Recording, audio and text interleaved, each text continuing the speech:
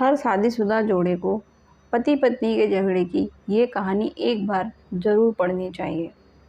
इस कहानी को पढ़कर हो सकता है आप अपने जीवन साथी की कीमत समझ जाओ और आपके बीच होने वाले झगड़े कम या ख़त्म हो जाएं।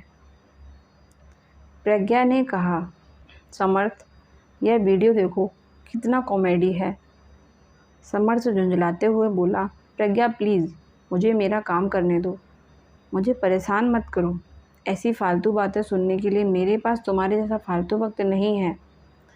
प्रज्ञा गुस्से में बोली, हाँ समर्थ, आजकल मेरे लिए तुम्हारे पास टाइम ही नहीं रहता और तुम्हें मेरी सभी बातें फालतू और गलत ही लगती हैं। तुम्हारी नज़रों में मैं इतनी ही बुरी थी तो तुमने मुझे प्रपोज़ करके शादी क्यों की? समर्थ बोला, हाँ भूल हो गई मुझसे, लेकिन अब क्या फ़ायदा यह सब बोल के। की हुई भूल अब निभानी तो पड़ेगी ही ना ज़िंदगी भर। समर्थ के ऐसे शब्द सुनकर प्रज्ञा की आंखों में आंसू आ गए। प्रज्ञा रोते हुए बोली, ठीक है तो फिर, अगर मेरे होने से इतनी ही तकलीफ़ होती है तो मुझे लगता है कि अब हमें एक दूसरे से अलग हो जाना चाहिए। दोनों के बीच बहस बढ़ती ही जा रही थी कि तभी अनु का कॉल प्रज्ञा के मोबाइल पर आया। अनु समर्थ और प्रज्ञा दोनों की कॉमन फ्रेंड थी। प्रज्ञा अनु का कॉल उठाती है, लेकिन अनु कॉल पर फूट फूट कर रो रही थी। प्रज्ञा ने पूछा, अरे बोल ना कुछ, क्या हुआ? आंटी की तबीयत अच्छी नहीं है क्या? अनु ने जवाब दिया, माँ की तबीयत अच्छी है। ऐसा बोलकर अनु फिर से फूट फूट कर रोने लगी। प्रज्ञा ने कहा, अनु तुम पहले रोना बंद करो और मुझे ठीक से बताओ आखिर क्या बात है। मुझे अब डर लग रहा है। अनु जल्दी बताओ क्या हुआ? अनु, प्रज्ञा, प्रज्ञा, राहुल। प्रज्ञा ने फिर पूछा, क्या हुआ राहुल को? अनु रोती हुई बोली, प्रज्ञा, कल रात को कश्मीर में आतंकवादियों के साथ गोलीबारी में राहुल को 4 गोली लगने से राहुल शहीद हो गए। अभी अभी फ़ोन आया, उनकी बॉडी विमान से ले आ रहे हैं। यह सुनकर प्रज्ञा के पैरों तले ज़मीन खिसक गई। प्रज्ञा ने सांत्वना देते हुए कहा, अनु, अनु हम दोनों अभी आते हैं तुम्हारे पास। तू संभाल खुद को और आंटी को भी, हम पहुंचते हैं जल्द से जल्द उधर। ऐसा बोलकर प्रज्ञा फ़ोन रख देती है और समर्थ को राहुल और आतंकवादियों में हुई फायरिंग और राहुल के शहीद होने की बात बताती है। समर्थ भी उसकी बातें सुनकर सुन्न हो गया, लेकिन तुरंत वह दोनों अनु के घर जाने के लिए रवाना हुए। अनु के घर पहुंचते ही दरवाजे में ही अनु प्रज्ञा के गले लगकर रोने लगी। अनु, प्रज्ञा, कल सुबह ही तो हम तीनों ने उनसे बात की थी वीडियो कॉल पर। वो कह रहे थे कि छुट्टी हो गई है और अगले हफ्ते वो घर आ रहे हैं। यह बातें बोलकर वह कितने खुश थे और रात को अचानक ऐसे हो गया। प्रज्ञा, संभाल खुद को, तुम्हें तकलीफ़ होगी, प्लीज़ संभाल खुद को। तू अपनी हिम्मत खो देगी तो आंटी को कौन संभालेगा? अनु, अब मैं क्या करूं खुद को संभाल कर? मेरे जीने की वजह ही मुझसे दूर चली गई। अब किसके लिए जीऊँ मैं?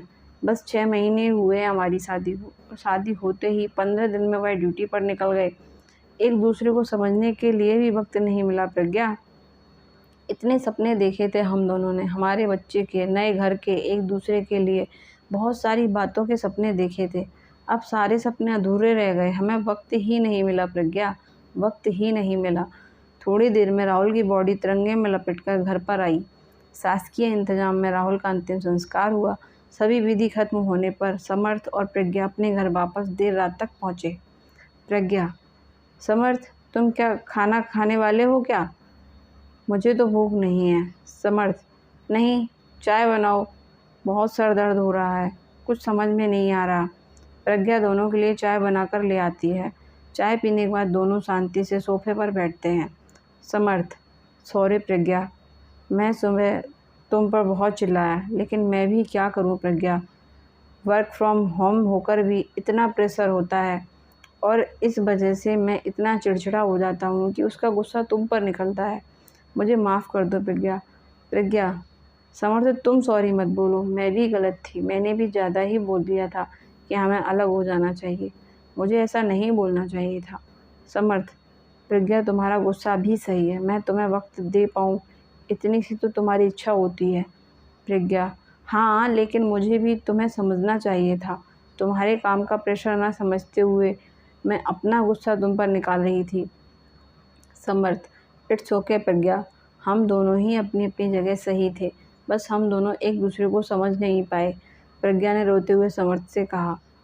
अनु के वह शब्द अभी भी मेरे कानों में गूंज रहे हैं। हमें वक्त ही नहीं मिला प्रज्ञा।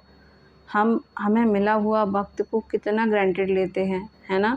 समर्थ बोला। सच में प्रज्ञा, हमें जैसे एक दूसरे के साथ रहने के लिए वक्त मिलता है, वैसे हर किसी को नहीं मिलता। टाइम मिले इसके लिए बहुत लोग कितने प्रयास करते हैं, लेकिन कोई परिवार की जिम्मेदारी में तो कोई देश के प्रति जिम्मेदारी को निभाने में व्यस्त रहता है। और हम इस मिले हुए वक्त में क्या करते हैं? एक दूसरे की गलती निकालने की कोशिश करते रहते हैं। प्रज्ञा, सच में समर्थ, अनु और राहुल की ज़िंदगी देखकर समझ में आता है कि हम कितने सुखी और खुश हैं, लेकिन हमें उसकी कीमत ही नहीं पता।